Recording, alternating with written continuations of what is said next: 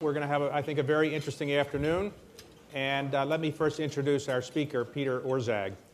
Peter, of course, is the director of OMB. He's the 37th person to hold that position, dating back to the time when the Budget Office was created, actually in the 1920s.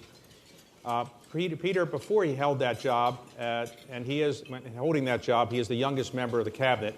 He was appointed to this position by President Obama when he was 39 years old, assumed the position when he was 40, one of the youngest people to be the head of OMB, but also the youngest person in the president's cabinet. Prior to that, he was the head of the Congressional Budget Office, which was set up when the Budget Act was established in the 1970s, and it's the independent, nonpartisan operation in Capitol Hill that gives budget assessments and costs for legislation that's proposed, and obviously has a very important role in our appropriations and budget process. Peter headed that for several years as well. Before that, he was at Brookings, was a senior fellow there, a specialist in Social Security, healthcare economics, among other things, and headed the Hamilton Project while he was there. Prior to that, he taught at Berkeley. He also has been involved in a number of consulting projects and is a widely published author in many of the subjects that he cares most about, including, as I say, Social Security and healthcare. He is a graduate of Phillips Exeter, summa cum laude graduate of Princeton. We majored in economics, a Marshall Scholar, and also a graduate and PhD from London School of Economics. And very impressive academic background, and I should add, perfect SAT scores. But in his family, that wasn't that unusual because I think his brothers both had perfect scores as well. His father is a very prominent mathematician at MIT and at Yale. So Peter, let's start. Which job was actually better, being the head of CBO or the head of OMB, and how are they different? I actually think the OMB job is much more challenging because you have all of the responsibilities that you had at CBO, analytics, running an organization. CBO is about 250 people, OMB is about 500 people, external and media relations. But then layered on top of all of that is that at OMB, you also have a major management side, and you are also part of the president's economics team. So whereas at CBO, I spent most of the time either walking the halls or in my office actually editing reports and doing analysis, the vast majority of my time now is spent in meetings in the West Wing and what have you. And so it's basically all that CBO was, and then another job layered on top of it.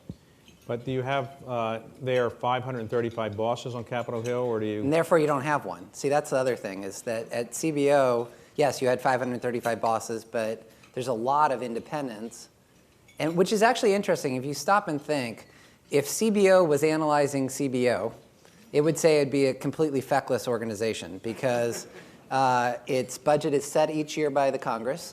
Its director is appointed by the Congress, can be dismissed by a simple majority vote in either house. Organizationally, you'd look at that thing and say it will never amount to anything. It has a substantial amount of independence and respect, and I credit that to not only the people that have been there, but especially to, for example, Alice Rivlin, the first director, who established a culture of professionalism and independence and created an image of CBO that has persisted to this day. So we'll talk later perhaps about some of the institutions that are being created under healthcare reform, but the fact of the matter is a lot will depend on execution and how the culture of institutions develop, and CBO, I think, is a remarkable success story despite some of the institutional limitations that if you just looked at it on paper, you'd say it wasn't that powerful. But did you ever have a senator or member of the House come up to you and say, look, I really need a favor here. Of course. Could you just say this doesn't cost that much, or you had some of those? Never. Never happened. Okay. Never happened.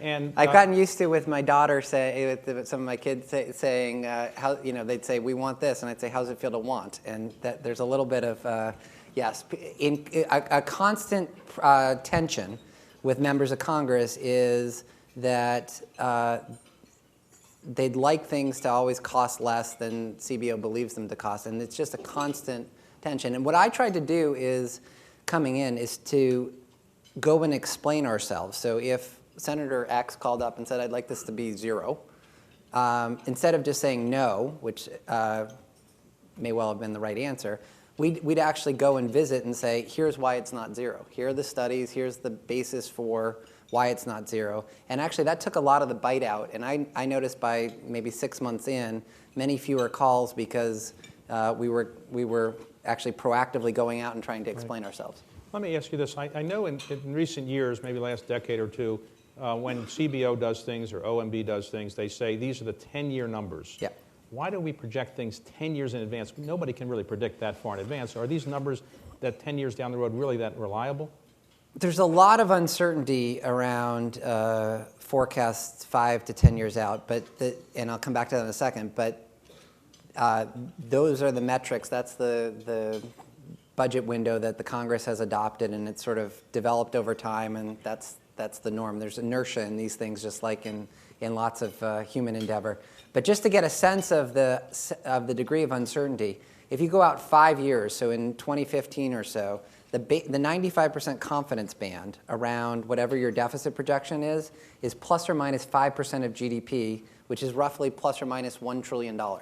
So if you're projecting a deficit of 5% of GDP, $1 trillion, what you're really saying is, with 95% confidence, it will be somewhere between 0 and 10% of GDP, or somewhere between 0 and $2 trillion. Well, I didn't want to mention deficits, but now that you brought it up, first mistake. Right. Yeah. Well, right now we have, you would say, $9 trillion of net federal debt, and not counting Fannie Mae and Freddie Mac debt, which maybe the federal government really has, and not counting unfunded pension liabilities for Social Security, Medicare, Medicaid. The deficit is very, very high in historic terms compared to almost any time except World War II. Can we really sustain this much of a deficit? And do you see any trend on the way down? Because I thought you were projecting another $9 trillion of deficit over the next 10 years or so.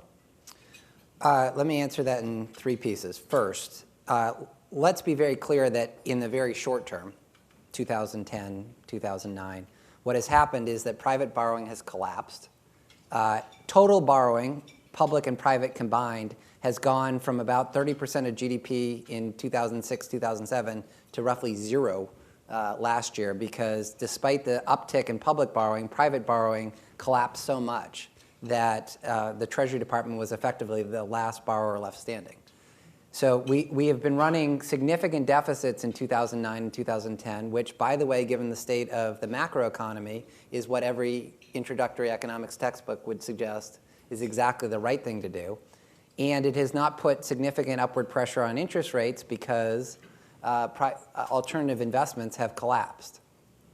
Ultimately, as you move out over time, second point, as you move out over time and private borrowing picks up again, those two competing needs, private borrowing and public borrowing, are going to come into conflict. And that's why we'd like to get ahead of the problem.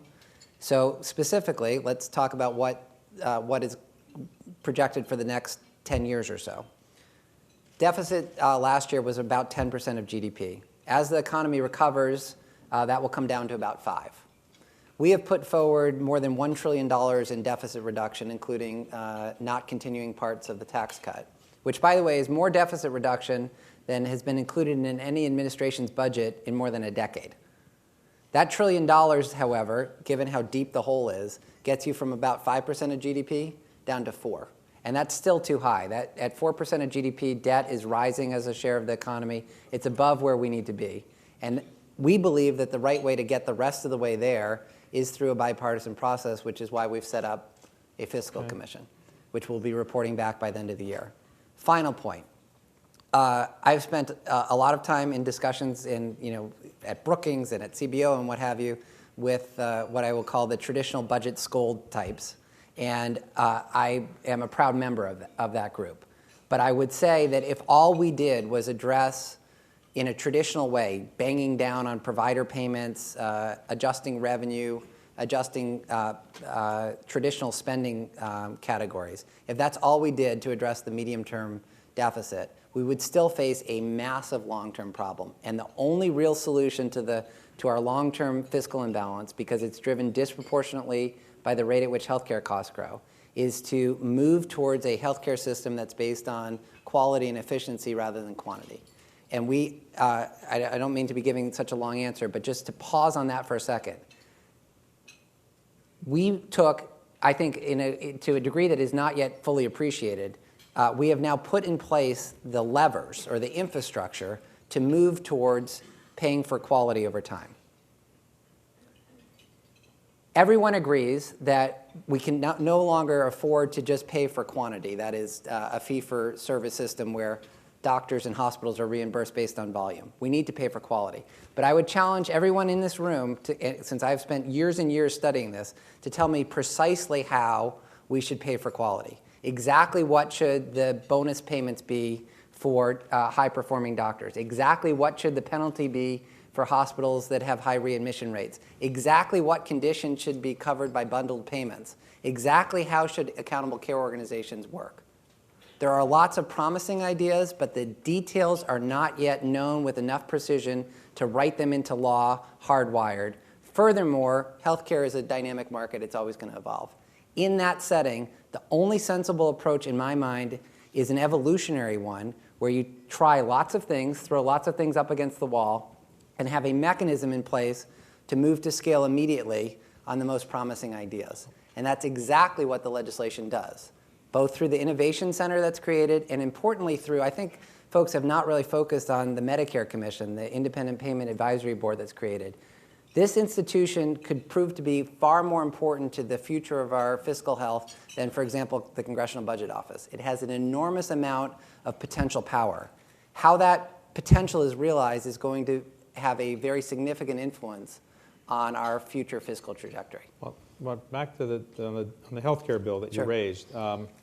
Some people would say it's going to cost over 10 years $800, $900 billion. You would argue that it doesn't cost anything like that because it's actually going to reduce the deficit. Is that right? You argue that it's not, or is it your position that the health care bill will not really cost us anything net, or it will cost us net? Well, the key thing is net, again. So there's a gross cost, but in terms of the deficit impact, yes, I believe not only will the bill reduce the deficit as the Congressional Budget Office suggests, and I hope we can I hope we can actually have the debate about some of the critiques like the excise tax won't take effect or the various critiques that are out there, because I'd like to just go through them and rebut them one by one. I think, if anything, the deficit impact may well turn out to be larger than what was projected by the Congressional Budget Office for two reasons. One is, if you look at the history of projections on major pieces of legislation, they have tended to actually be too conservative rather than too optimistic. And second, the scoring largely does not take into account this evolution towards paying for quality, which I think even within the next decade will start to pay off. Let me ask you this. Right now, the public option did not, of course, get into the bill. Will the administration ever again propose a public option in its term, or public option is dead as long as the president is president, this president? I think we're at this point focused on executing and implementing the law that was just passed. There's a huge amount of execution and implementation that needs to be done, and that's where our primary focus is. Getting back to the deficit before we get on the other subjects, people who run for office, sometimes people run for president, say, I'm going to reduce the deficit by eliminating waste, fraud, and abuse. And there's never a budget item for waste, fraud, and abuse, but where is waste, fraud, and abuse? How much can you pick up by reducing waste, fraud, and abuse, or is it just not something you can really deal with as budget director? My view on that set of activities is it's almost like the broken windows theory on education and on crime, which is when there is clearly identifiable waste, fraud, and abuse, even if it's not going to move the deficit number from 5% of the economy to 2% of the economy, it's going to move it from 5 to 4.9 or what have you. The existence of clearly identifiable waste leads to a culture and a perception that is harmful. Just like a broken window, even though it's not the direct cause of crime, or poor educational outcomes, leads to an atmosphere and a culture that is problematic. So we have been aggressive in trying to identify programs to terminate and inefficiencies, including by, frankly, just asking federal employees ways of improving our internal operations, partly because it will help save money, but I think everyone acknowledges it's not going to be the primary determinant of how the budget gets back towards balance, but rather just because why not do it? Why waste $1 billion here or $500 million there, even if in the scale of a large federal budget, it's not the end-all be-all. Explain why budget freezes don't tend to work or budget directors don't like them. In other words, sometimes We did somebody one. says, let's freeze all spending for a year. Okay. Well, we did propose for 3 years, and I think we're going to succeed in achieving this, a freeze in non-security discretionary spending. So I guess maybe one way of answering your question is, why not freeze all spending? Why only non-security? Why does that not work? And why only non-security? Well, let's look at the categories of spending. Net interest, unless you're going to violate debt contracts, you're not going to freeze that category of spending. Entitlements, especially Medicare, Medicaid, and Social Security, by design are determined by benefit eligibility and other factors, so that it's inconsistent with their underlying structure and purpose to just freeze them. And then you get to discretionary spending, where you could freeze spending, and we did outside of the security sphere. It's, especially when the nation is at war, more challenging to actually freeze security spending. We could talk more about that. But the short answer is, the reason it's hard to freeze overall spending is the vast majority of spending is either net interest or Medicare, Medicaid, and Social Security. When you're in a meeting with Larry Summers, President, and you, who is the smartest person in that room? You know, I guess I became the youngest member of the cabinet by saying there's only one answer, which is the president, right? That's the best thing There for you job go. tenure, I think, There in you go. Washington. But let me ask you, the commission that you mentioned, its proposals won't come back until after the election midterm, so it won't have any impact on that. But would you support, or does anybody in the administration support, or would the president support a commission whose recommendations would have to be approved, let's say, on a fast-track basis, up or down by Congress? Or how would you actually get these recommendations implemented? Because, as you know, it's very difficult to get Congress to increase taxes and cut spending. How can you do it short of a base-closing type commission where its recommendations get into effect unless Congress overturns it? Well, let me just first pause and point out that's exactly what we just created for Medicare. So this Independent Payment Advisory Board has the power, it has the responsibility to put forward proposals to hit a pretty aggressive set of targets over the long term. And furthermore, the proposals take effect automatically unless Congress not only specifically votes them down, but Congress specifically votes them down and the president signs that bill. So the default is now switched in a very important way on the biggest driver of our long-term costs, which is the Medicare program. Was that explained to members of Congress very carefully? Yes, it was, and that's why this was something that was very difficult to actually. This is why I think it was underappreciated that this is a very substantial change. You now have an institution. Again, a lot will depend on whether it realizes its potential and how the culture develops, but that has statutory power to put forward proposals to reduce healthcare cost growth over time and improve quality. And those proposals take effect automatically if Congress ignores them, if Congress votes them down and the president vetoes that bill. So in other words, inertia now plays to the side of this independent board. Now, with regard to the Fiscal Commission, no one has ever actually proposed true fast track, like on base closing, for a fiscal commission. There was a proposal for a statutory commission, which we supported, but all that did was it guaranteed a vote in Congress, not that the commission's recommendations would automatically take effect regardless of what that vote said. So no one's proposed it, but you wouldn't support something like that, or you think it's unrealistic to have a fast track for a commission? Yeah, I think it's the reason no one's proposed it is it's unrealistic. Okay, and nobody would propose unrealistic things in Never. Washington. Right, so, okay. Especially not in this town. Right, okay.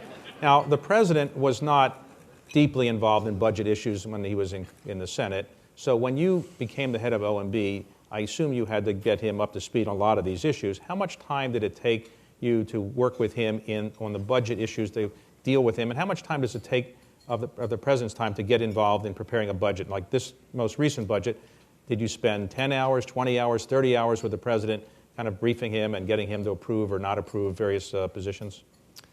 On this budget cycle, so the fiscal year 2011 budget, we probably had about 24 meetings with the president on budget issues, and I wrote him approximately that number of memos too. So, a very high level of personal involvement.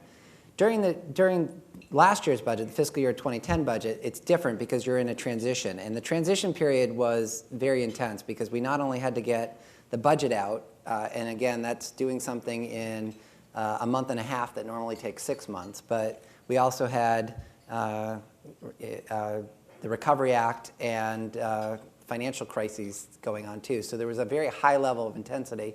And in fact, you mentioned the appointment and what have you. I remember very clearly I spent 4 or 5 hours of my 40th birthday in a snowy Chicago in a very intense meeting with the president and the other advisors going through the budget, healthcare, and Recovery Act issues. But for a birthday present for It couldn't someone have like been you, better, right? right? Perfect. So right now, if somebody is a cabinet officer, Although actually, then I remember, you might not find this all that amusing, although I did, which was all the roads were all closed, and so we had to get back to the airport, and the roads were too snowy, and we had a flight to catch.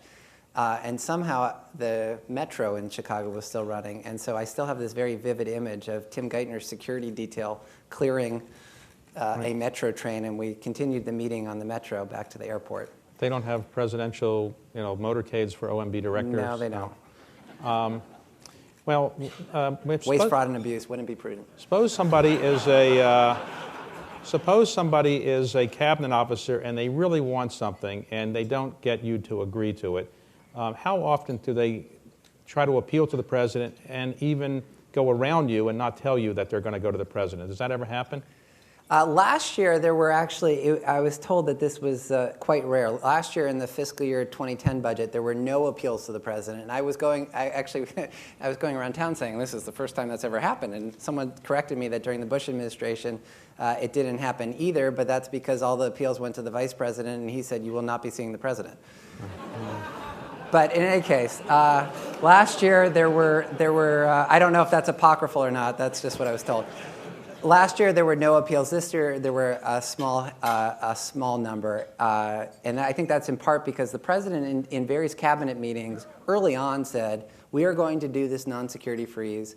Peter's going to be difficult. He's not being difficult because he's freelancing. He's being difficult because I told him to be. And so I think if he had not done that, there would have been a lot more end runs and appeals. On taxes, you have proposed in your budget that the Bush tax cut, so-called, will lapse and will go back to the tax rates we had before then, more or less. Wait, only part Not all of them. Not all of them. Only for those making $250,000 a year or more. Right. I should have added that. Okay. But that for this audience here. Yes, I know. Sorry, guys.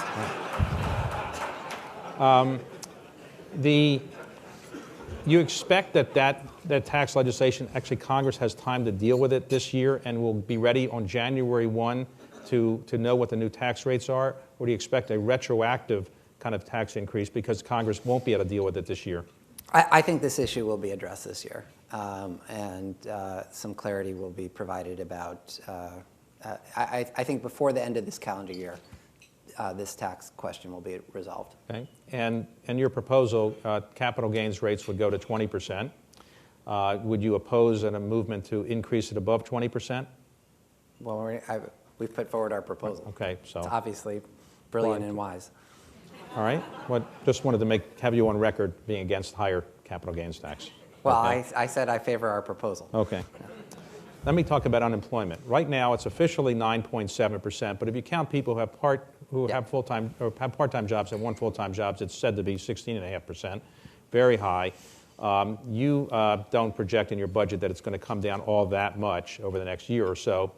When do you think it's possible to get unemployment rate, if you say use the 9.7% number, down to, let's say, 8% or the 7% that you had when you came into office? When do you think that that's possible, or is it that's not realistic in the next couple of years to get it down to 7 or 8% again? Well, look, what's happening is we have, and I know sometimes people get a little sick of hearing this, but it is worth emphasizing again how stark the turnaround has been in terms of real GDP and the real economy, from minus 6% real GDP declines at the end of 2008 to roughly 6% increase at the end of 2009. The labor market is lagging behind, and unemployment is higher than anyone would want, and it's going to take time for it to turn around. But what normally happens, as you know, during a recovery is the first thing that as economic activity picks up, the first metric or the first phase is rapid productivity growth. We have been experiencing 6, 7, 8, 9% productivity growth rates over the past few quarters. The second stage is that temporary hiring and hours worked stabilize and then start to increase, and we've been seeing that. And then only finally do you get into actual employment growth. And it appears, based on at least last month, that we may be moving into that third phase, which would be a very good development for America's workers. So you think it's getting better, but you can't say exactly when it's going to get. Look, it is better than it was, but it's still not where it should be. Let me ask you just a personal question before I get into another subject. You were said to be a jogger or runner, and you used to run 30 to 40 miles a week. And now you do only 20 or 30 miles a week. How do you have time to do that? And do you actually run home at night? I do run home. And do people interrupt you and ask for budget cuts or budget when you're running? No, although actually I got some clothing advice because apparently people were tweeting that Orszag spotted in bright yellow whatever, and I was told that my running gear had to evolve.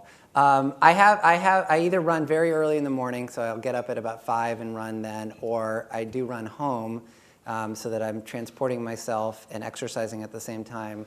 And what I'd really love to develop is, and I go back and forth, I occasionally would try to listen to books on tape or lectures, but the ideal would be transporting myself, exercising, and having memos or other information being inputted at the same time, but I haven't been able to accomplish that. Well, okay, I'm sure you'll work on that, but I am trying to get 20 to 30 miles over the course of my lifetime. I'm still about 18 miles short. Are you, if the Chinese and the Japanese and other foreign buyers of our debt were just to say we don't want this anymore or not at interest rates that we think are attractive or affordable, what would we do? In other words, right now you're paying how much in interest a year in the budget? About $200 billion. $200 billion. If the interest rates were to go up 1 or 2 points, we'd be paying $400, $500 billion a year in interest. But are you worried? Do you worry very much about our inability to sell debt at the prices we're now paying? It wouldn't be that much, but again, if it's $9 trillion, 100 basis points would be about 90, right? But a year. But look, the whole reason we want to get ahead of the medium-term fiscal problem, one of the main motivations behind that fiscal commission is to make sure you don't actually wind up with a fiscal crisis, that you get ahead of the problem. Right now we have, as I said before, a collapse in private borrowing, and there's not an immediate concern. But over time, the projected deficits are too high. They need to come down, and we absolutely must get ahead of that problem, or else we are going to face an excruciating set of trade-offs that no one would ever want to live through. Now, if somebody, let's suppose somebody's the head of a trade association, and they have a position on what OMB should do, or they want federal spending, it's a increase or something. Or something. They usually don't come in and say they want you to decrease federal spending, I suspect. But do you actually meet with lobbyists or trade association people, and have they ever convinced you of anything? I don't know that first I should say all the people who come visit me and other members of the White House are publicly available, so I guess this question is immediately verifiable. But I don't meet with lobbyists regularly. I do try to see CEOs a lot, and so they'll come in and give their perspectives not only on their own businesses, but on business conditions, hiring, and what have you. And yeah, they will often provide information. I don't know that it sways a decision, but that it informs a decision, as one would hope. Do cabinet officers ever change your position when they come in and make a personal appeal, or that doesn't happen that much in terms of changing your view on what the appropriate numbers are? I think we have a collaborative working relationship, so I don't know that it's of course in that kind of relationship, various cabinet members will call up and say, "This is my highest priority. You may not know X. Can you look into it?" And sometimes when you look, in fact, an example of that occurred yesterday where. There was a proposal floating around to do, unfortunately I can't get into any details, so this is going to seem ridiculously vague, but to do X, A cabinet officer had been complaining that that wasn't realistic. We had a full briefing, and it turns out that cabinet officer was right. So do you have any tips on how to be a persuasive purveyor of views to you? Or, I mean, what's the best thing to do? Well, personally, I favor analytical rigor. So, so when folks come in and it's blather and content, I think my staff have gotten sick of my saying content-free. I don't like content-free. So coming in with facts and figures and analytical arguments, at least for me, is... Okay. And let me ask you about Social Security. It's often said that Social Security is probably not sustainable unless we make some major changes in it. You're an expert in Social Security. If you could make one or two changes in Social Security, as an academic, not speaking as the head of OMB, and nobody... Yeah. And this is all off the record, we won't right? tell anybody. We won't tell anybody what your views four, are. Right. What would you do? Would you mean test Social Security? Would you increase the age for Social Security retirement, or would you avoid that question? He doesn't seriously expect me to answer this question. Look, back when I was a scholar at Brookings, I co-authored a book on Social Security. There are lots of ideas out there. Social Security is fundamentally, I think, it's not a technical problem in the sense that the options are largely known. We have the menu of choices. It is fundamentally a political question, or a political economy one, among those options, and that's fundamentally different than Medicare. No one knows right now, back to my evolutionary point, exactly how to eliminate Medicare's long-term actuarial imbalance, which is why an evolutionary approach is necessary. In Social Security, the options are, I think, fairly well known, and what has to happen is the political system reaches agreement on what should be done. That is one of the motivations and one of the topics that the co-chairs of the Fiscal Commission have said that they are studying is Social Security. So I think the right way to approach Social Security at this point is to take all of the options that I and others in the past have developed, feed them into a bipartisan process, which is exactly what we've set up. Let me ask you this right now. How would you improve the budget process? We have a fairly standard process now. The President proposes, Congress reviews it, takes a period of time. Sometimes the appropriation bills get passed sometimes they don't. If you could change the whole budget and appropriations process, what would you do to improve it? I think the difficulty, lots of people have correctly noted that the budget process is unduly cumbersome and slow-moving and complicated and jurisdictionally difficult. The problem really is how to move from what we've got to in a feasible way to a different system. And I think that's a much harder question. So if it were just tabula rasa, we were starting afresh, I could give you a good answer, but the fundamental problem at this point is we've got a system, and once you have a system in place, it's much harder to move off that system than if you were designing something.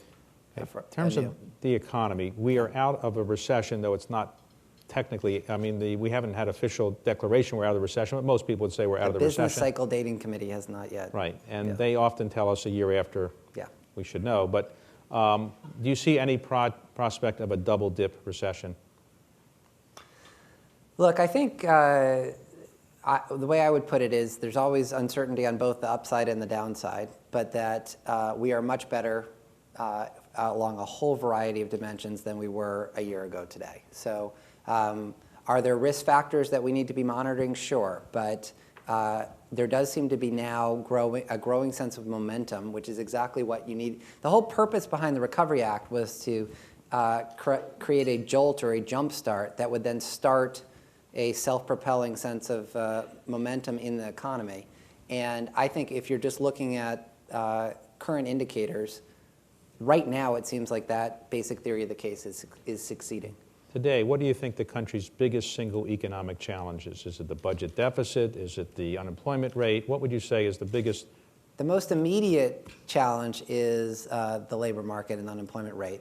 The most serious medium and long-term problems are I think the fiscal deficit and climate change and the sort of the future of the globe itself. But those two, in terms, so you've got an immediate set of problems in the labor market, but the very difficult problems that we face on our large fiscal imbalance and on climate change, I think, are the most substantial long-term problems. Now, you are the 37th person, as I said, who's been the head of OMB or its predecessor. Do you have any views on who were the most effective OMB directors or people whose tenure you actually admire, that you think did a very good job? I don't know that I'm going to get into rating my predecessors, but the way I would put it is the OMB job is very interesting because you're walking various lines. You're part of the White House, but you're also Senate confirmed and testify and run a 500-person agency. You're part of the president's team, but you're also supposed to stand for independent analytical rigor also. You're managing an organization, but you're also part of the White House staff. And so I think the most successful OMB directors are those that have not gone too extreme in walking all of those lines. And that's, I probably should have started with that too. That's one of the things that makes this job both interesting and challenging. The average OMB director lasts maybe 2 years or so in the job, maybe even less. But many of them go on to other jobs in the government. Some have become Secretary of Treasury, Secretary of HEW then, and one has become Vice President of the United States. Do you have any desire to take another job in this administration, or are you happy to stay in this position for, let's say, the remainder of this term?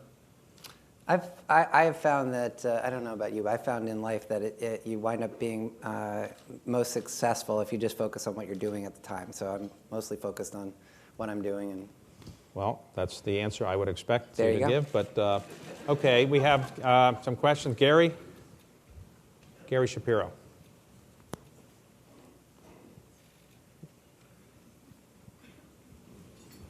Thank you, Doug. Hello? It works.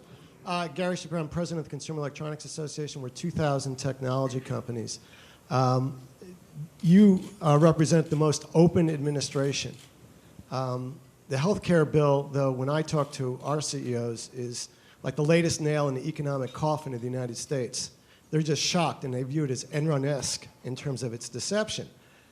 I'd like you to, I'd love to go through each part of those. Let's do it. Let's start with the two. All right, April 1st, doctors' pay was cut 21% for Medicare reimbursement. That was the assumption in the bill. Congress is ready to put that 21% back in. Why wasn't that scored as part of the deficit? $200 billion. I think this is very simple, and I think this has actually been quite misleading. Look, there was a pre-existing problem with regard to not only doctors' payments, but frankly, things that are outside of Medicare and Medicaid, the alternative minimum tax, some of the other tax extenders. The fact of the matter is, regardless of whether health care reform was passed or not, Medicare payments to doctors would be addressed, period. I don't think there's any ambiguity about that whatsoever. Therefore, in looking at what the impact of the new legislation is by itself relative to a world without that legislation, the right thing to do is to compare with and without. And for that question, the 21% sustainable growth rate formula is not relevant. So the $200 billion should not be part of the cost? I don't think so, no. That's obviously about the cost of health care. No, but this is a great example. Let's just pause because this has been one of the critiques. Let's just pause and be very clear. There was a pre-existing $200 billion problem that would be addressed one way or another, regardless of whether health care reform was passed, period. I don't think there is any debate about that whatsoever. So the folks who are saying somehow this was hiding the ball or what have you are saying somehow that pre-existing problem should be added to this legislation even though it would have been addressed anyway. My view analytically is the right way to view a piece of legislation is what is the partial impact of enacting it. The partial impact of enacting this legislation, I think, was done exactly correctly, and that's what's reflected in the bill. But that's the cost of the health care. I disagree. $350 billion. Wait, do you disagree that it would be addressed regardless? It's a political question whether it will be addressed. But I'm asking you the question. Doctors do deserve to be paid, but that was the assumption in the bill, and that's how it got scored. But again, do you believe that that 21% reduction would have been eliminated even if health care reform did not happen? I don't know. I don't know why it's not eliminated as part of a permanent thing, but that was the assumption that allowed the scoring to occur. Next, $350 billion in Medicare savings. You said these great commissions will do it. How are you going to cut $350 billion? Are you going to tell people they're not going to the doctors? What do you do? Or will Americans go 9 billion times to get tanning salons to get that revenue? Or why do you have 10 years of revenue and 6 years of expenses? All right, let's deal with the last one first. I'm glad you're asking these because it's sort of like these urban myths that just float out there. Look, there is a classic game in budgeting that would involve 10 years of offsets. I'll give you a numeric example. So you have $6 a year of savings for 10 years, that's $60. And then you have 6 years of spending at $10 a year, that's $60. Voila, you say, over 10 years, 60 equals 60 balance. Classic budget game, okay? If that is what was done in this legislation, then the way you see that, the way it would manifest itself is in the 10th year, you'd have $10 of spending, $6 of savings, you'd have a $4 deficit. So the classic game that is played of mismatches between offsets or savings and spending manifests itself in falling off a cliff at the end of the 10-year window, even though it's balanced over 10 years. Look at the score. That is not what this legislation entails. It actually entails not only a surplus in the 10th year, but a growing surplus, which is why CBO has said in the second decade it would reduce the deficit by more than $1 trillion. So again, this is just sort of one of these myths that's perpetuated out there. Look at the score very clearly. If that were the game being played, there would be a deficit in the 10th year, and that's not the case. What about the annual $100 billion cost of just executing this? Well, that's a side expense, right? No, it's not $100 billion. Part of the scoring. It is not $100 billion a year. Congress often authorizes things. Authorizations are different than appropriations. None of that money, except what is specifically appropriated in the legislation, happens unless the Appropriations Committee comes along in the future. This happens all the time, unfortunately, in Washington. So it's almost like some of the critics are waking up and saying things that have happened under Republican administrations, under Democratic administrations, and which, by the way, don't trigger spending automatically. They don't. All of a sudden, this is now newsflash as part of this legislation. So we could keep going through the critiques, but I think the bottom line is this. The history of implementing Medicare reductions and Medicare savings is actually quite positive in the sense that when Medicare savings are put on the table, they do tend to be implemented. Second, the bill, according to the official scoring, leads not only to a deficit reduction over the first decade, but growing deficit reduction into the second decade. More important than any of that, and I am a member of the Institute of Medicine. At CBO, I formed a panel of health advisors. I bulked up the health staff because I was searching out every single idea that is out there to try to move away from paying for quantity and towards paying for quality, because everyone agrees, from Bill Frist on the right and Mark McClellan to my friends on the left, that is what has to happen. I believe this legislation includes every serious idea that has been put on the table in order to accomplish that transformation. And I see you're shaking your head no. We can discuss afterwards, because after sitting through hours and hours, even you think 20 miles a week is a lot. I'm telling you, I sat through much more than that in terms of healthcare seminars. The legislation embodies basically every serious idea that's been out there. Actually, I said 20 miles a year, Yeah. a lifetime. Lifetime. But actually, I was concerned about the tanning salon tax as somebody who's a frequent user of them. Any other questions back here? We have time for maybe 2 more questions. Yes, sir. There is a corollary to the Social Security deficit and the actuarial problem that we're running into, and that is the underfunded status of both public and private pension plans. Yeah. And what I personally see as the genetic predisposition of politicians to just say yes to organized labor and continue to run these increasing deficits. Is there any hope in sight? Well, look, let me answer that in 2 different ways. One, obviously, Social Security, we've had a non-answer and a non-discussion of, but it will be part of the Fiscal Commission proceedings. Beyond that, as you know, there was a lot of temporary problems associated with pension funding, in part because of what happened on the asset side of the funding equation, both not only for public pensions, but frankly for private pensions, which then feeds back into the Pension Benefit Guaranty Corporation.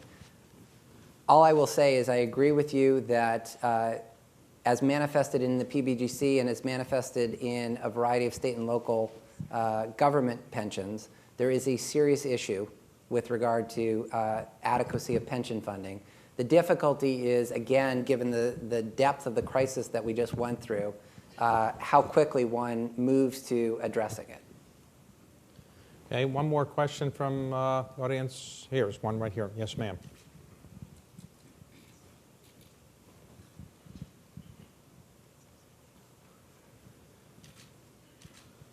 Hi. This week, Paul Volcker joined his voice to others calling for a VAT in the United States.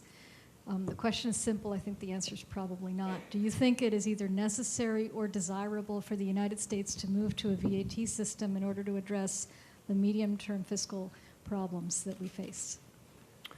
Well, it's not something that, and I should clarify, Mr. Volcker was speaking in his private capacity, not in any official capacity. Look, the whole purpose of the Fiscal Commission is to allow policymakers to explore various options for addressing our not only medium-term but long-term fiscal imbalance. So I think beyond that, I will just let the Fiscal Commission do its work as it should. Hey, Peter, I want to thank you very much for coming, and I hope everybody enjoyed this very informative dialogue. Thank you. Thank you. Thank you very much.